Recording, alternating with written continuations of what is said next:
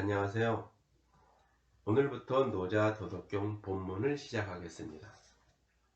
본문에 들어가기 전에 노자 도덕경에 대하여 간략하게 설명하고자 합니다.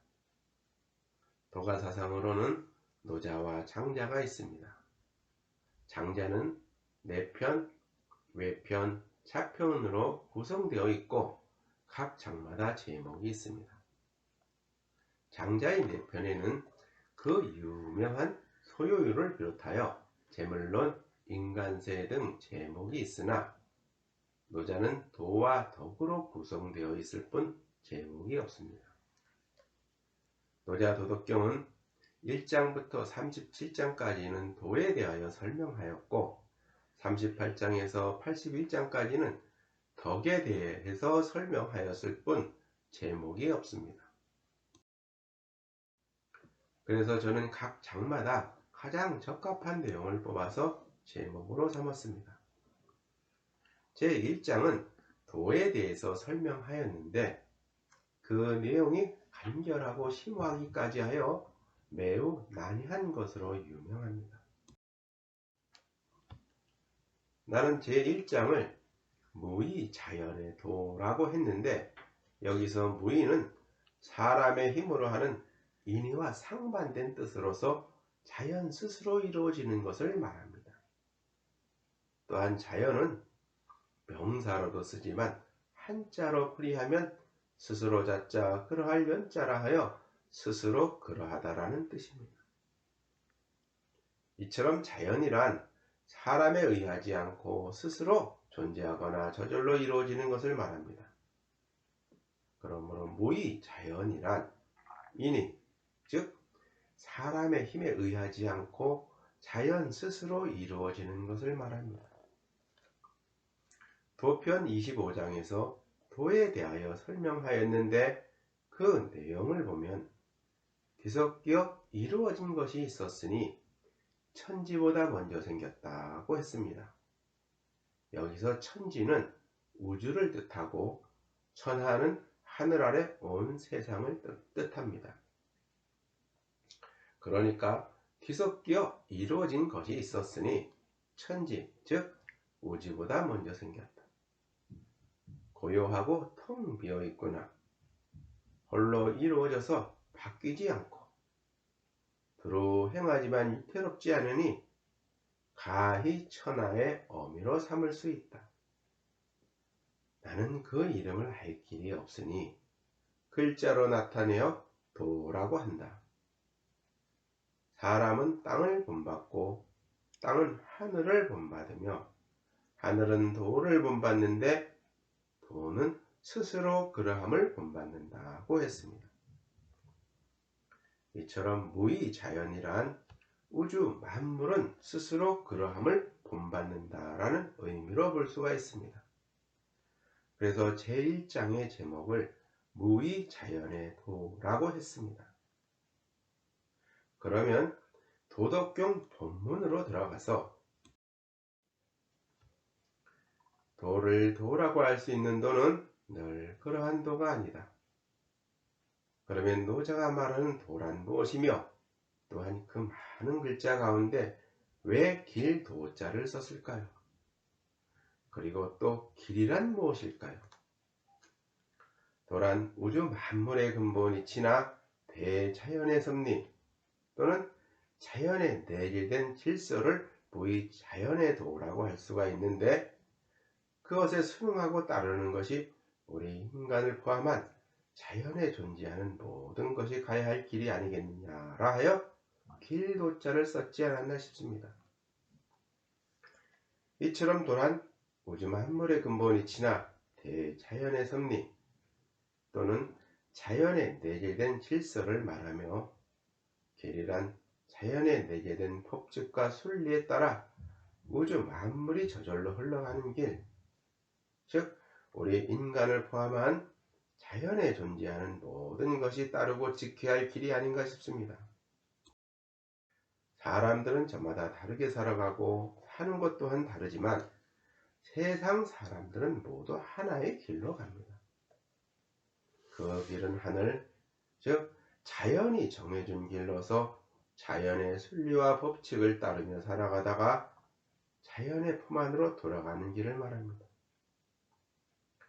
사물들 또한 본성과 형태에 따라 저마다 다르게 살아가며 살아있는 모든 생명체도 사는 곳과 생김새에 따라 살아가는 방법은 다르지만 큰 틀에서 보면 모든 것은 하나의 길로 갑니다. 그 길은 자연의 순리와 법칙이 정해준 길을 말합니다. 사물들뿐만 아니라 계절의 변화가 생겨나고 낮과 밤이 서로 엇바뀌는 것도 자연의 조화로운 현상이며 태양을 비롯한 모든 행성들뿐만 아니라 밤하늘에 밝게 빛나는 수많은 별들도 자연 속에 내재된 법칙과 원리에 따라 그들의 궤도를 도는 것도 도의 심원한 작용이라는 것입니다. 여기서 우리는 모든 생명체가 피해갈 수 없는 진화의 법칙을 한번 살펴봅시다. 모든 생명체는 진화의 법칙에서 한시도 벗어날 수가 없는 것이니 지구상의 모든 생명체뿐만 아니라 그 생명체를 이루고 있는 각각의 신체 구조와 특징들은 진화의 법칙에 의해 이루어졌습니다. 이처럼 진화란 자연에 존재하는 그 어느 것 하나라도 빠뜨리지 않고 세밀하게 관찰하여 아주 사소한 부분이라도 놓치는 것이 없습니다. 진화의 조각들은 결코 멈추거나 빠뜨리지 않고 매 순간 각자 자신의 역할을 충실히 수행해 나가고 있는 것입니다. 모든 생명체들은 환경의 변화에 적응을 하든 아니면 스스로 필요에 의해서 자신을 변화시키든 모든 생명현상에 적용되어 피해갈 수 없는 것이 진화의 법칙입니다. 그러나 진화의 주체가 누구인지 그 주제자가 따로 존재하고 있는 것인지는 아직은 잘 모르지만 어쩌면 우리 스스로가 진화의 주제자이자 대상인지 모릅니다. DNA 이중나선 구조를 밝히는 데 결정적인 아이디어를 제공한 물리학자 에르빈 슈레딩거는 이를 두고서 우리는 끓이면서 동시에 형태이다 라고 했습니다. 여기서 끓이란 어떤 형상을 조각하는 조각칼을 말합니다. 우리는 끓이면서 동시에 형태이고 극복자이면서 동시에 극복되는 자이다. 그것은 정말로 항구적인 자기 극복이다 라고 하였습니다. 그러나 이러한 진화의 법칙은 존재한다는 증거가 있고 드러나는 형체도 있지만 볼 수도 들을 수도 잡을 수도 없습니다. 이러한 진화의 법칙도 도의 심원한 작용이라는 것입니다.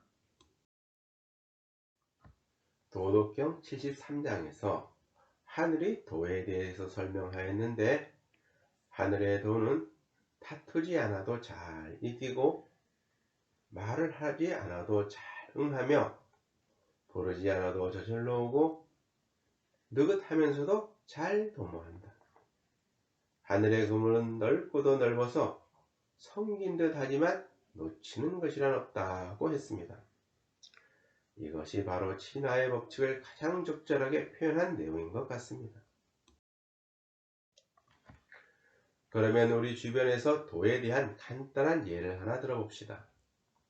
아빠가 아들과 함께 캠핑을 갔습니다.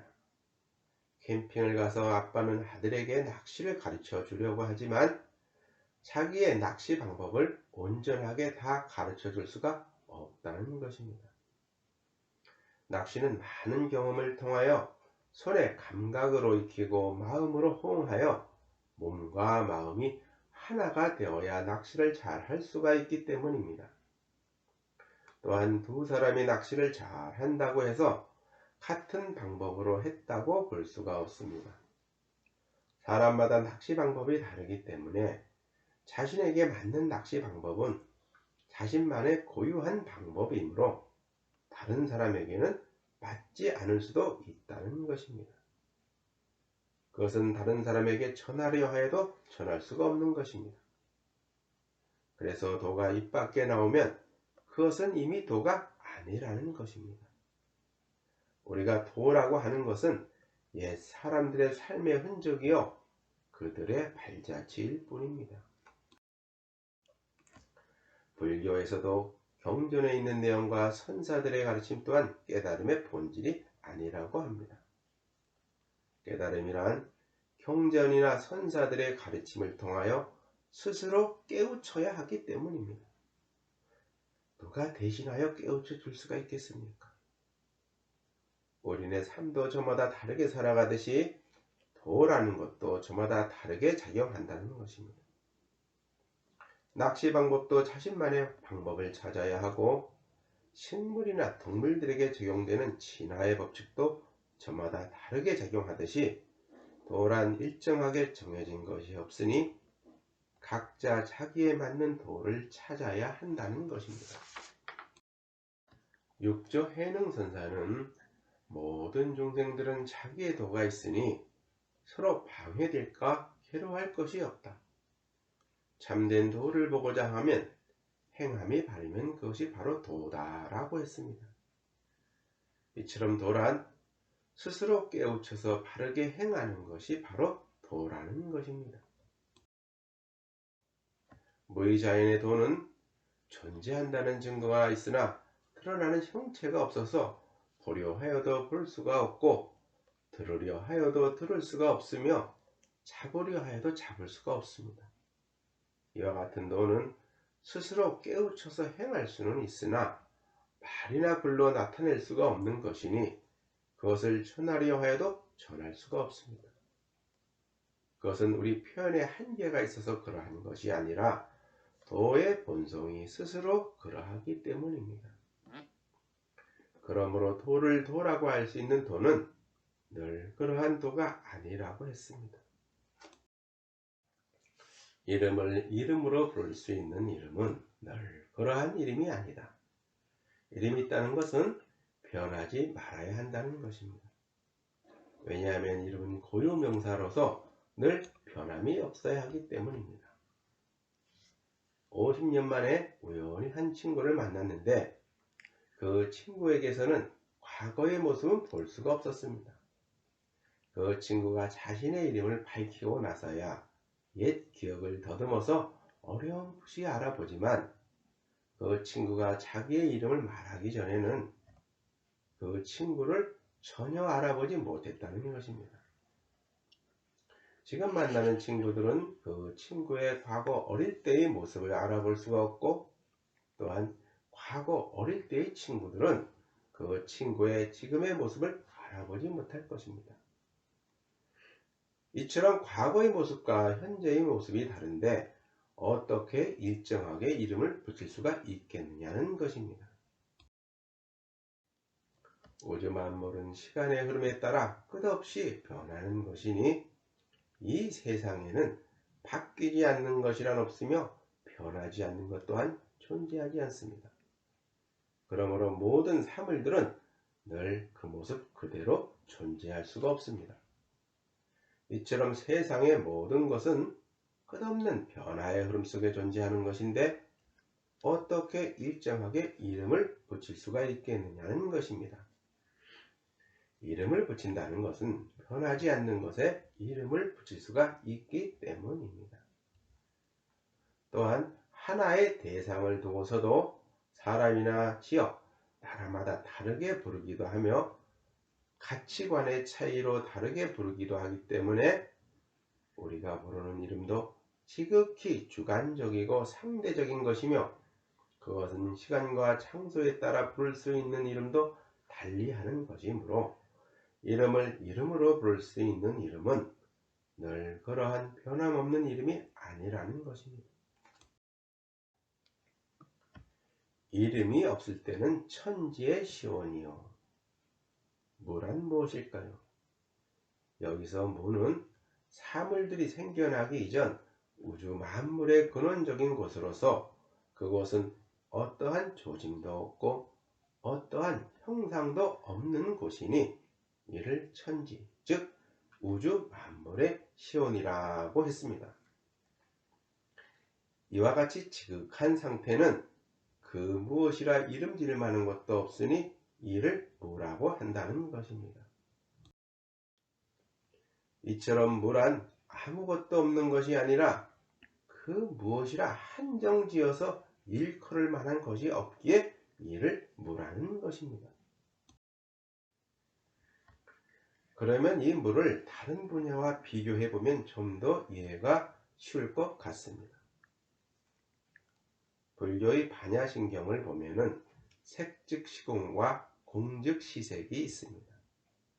여기서 색은 모든 물질적 현상을 말하며 또한 공은 모든 물질적 현상의 근원적 본질이 되는 것을 말합니다.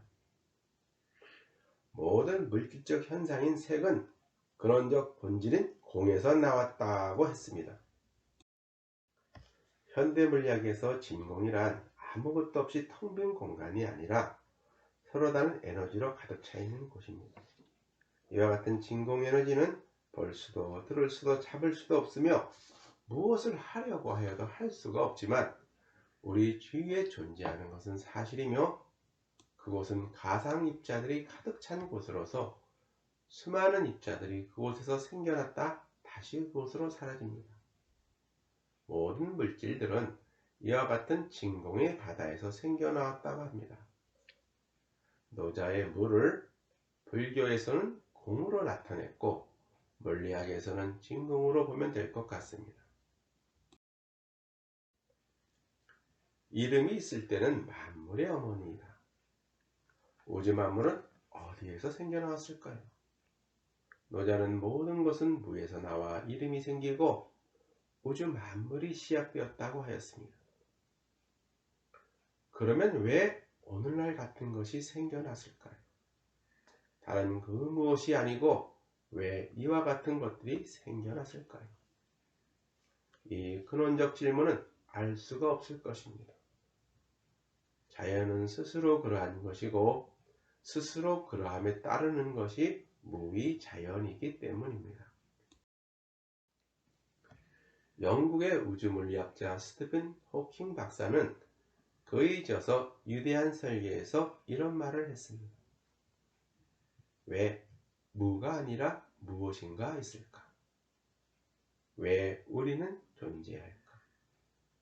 왜 다른 법칙들이 아니라 이 특정한 법칙들이 있을까라고 했습니다. 이것은 우리가 살고 있는 우주에는 다양한 물질들이 존재하지만 모든 물질은 세 가지 기본적인 입자, 즉 양성자와 중성자, 천자로 이루어졌으며 우주에서 일어나는 모든 물리 현상들은 네 가지 기본적인 힘, 즉 충력, 전자기력, 양력, 강력에 지배받고 있습니다. 결국 이 세 가지 기본 입자들과 네 가지 기본적인 힘들이 서로 청교하고 조화로운 작용으로 우주 만물을 이루고 있습니다. 이것은 우주에 존재하는 수많은 물질들은 왜 단지 세 가지 기본 입자로만 이루어졌고 다른 종류의 입자로는 이루어지지 않는지, 또한 우주에서 일어나는 모든 자연현상을 지배하는 힘은 단지 네 가지 기본적인 힘만 존재하고 다른 힘은 존재하지 않는지에 대한 심오한 질문에 이르게 합니다. 이것은 이성적이고 논리적으로 설명할 길이 없는 듯 합니다. 그것은 인간의 지혜와 지식으로 이해하고 판단하는 범위에 벗어나 있기 때문입니다. 자연은 스스로 그러한 것이며 스스로 그러함에 따르는 것이 우주 만물의 모습이며 그것이 무의 자연이기 때문입니다. 그러므로 늘 무욕으로 그 묘함을 바라본다. 여기서 욕자는 무엇을 하거나 얻고자 하는 것을 말합니다. 그런데 왜 무욕으로 바라본다고 했을까요? 이것은 그 어떤 것도 존재하지 않는 무에서 사물들이 생겨나오는 우주 만물의 정묘한 이치를 보려면 맑고 깨끗해야 한다는 것입니다.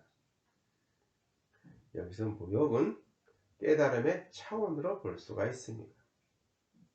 깨달음의 차원인 우주 만물의 근본 이치는 볼 수도 들을 수도 잡을 수도 없기 때문에 이러한 우주 만물의 정묘한 이치를 보려면 어떠한 욕망도 잊은 채 맑고 깨끗한 상태로 바라봐야 한다는 것입니다.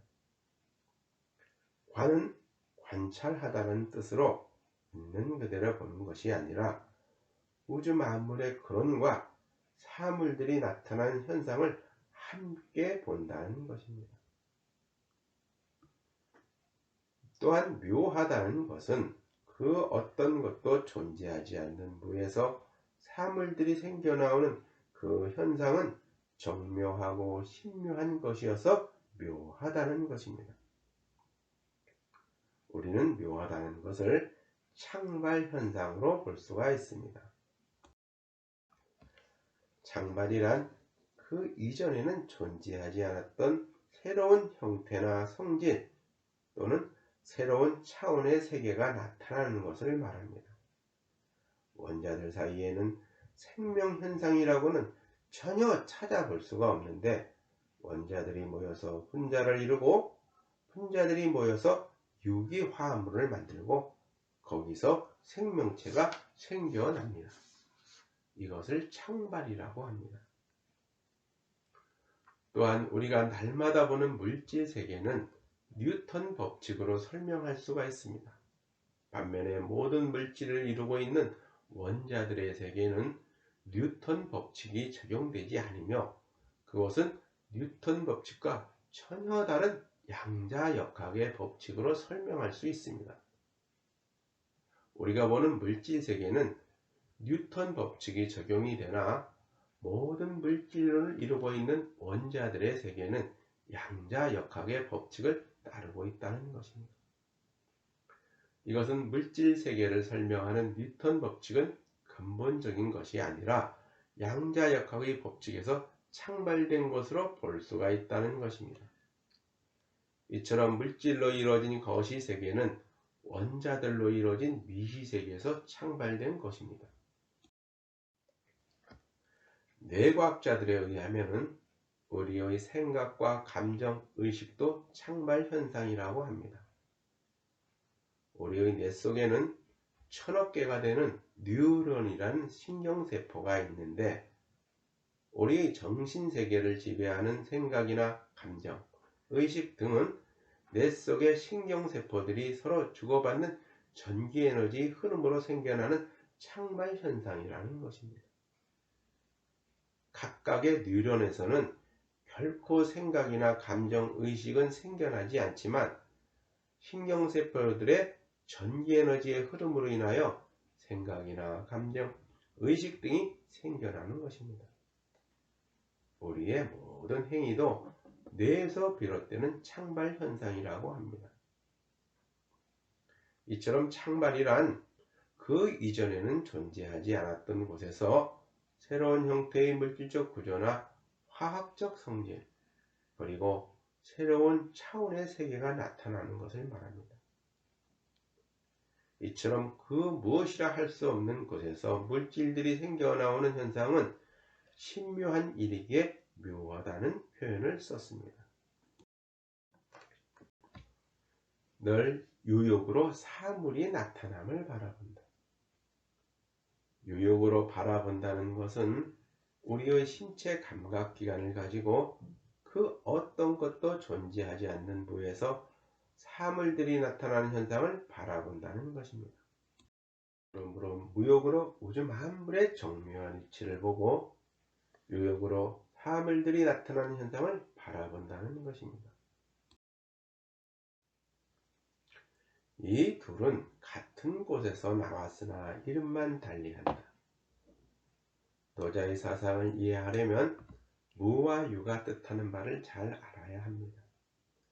무와 유는 있음과 없음으로 볼 수가 있으나 여기서는 우주 만물의 시온을 무라 하고 무에서 생겨나는 모든 물질적 현상을 유라 합니다.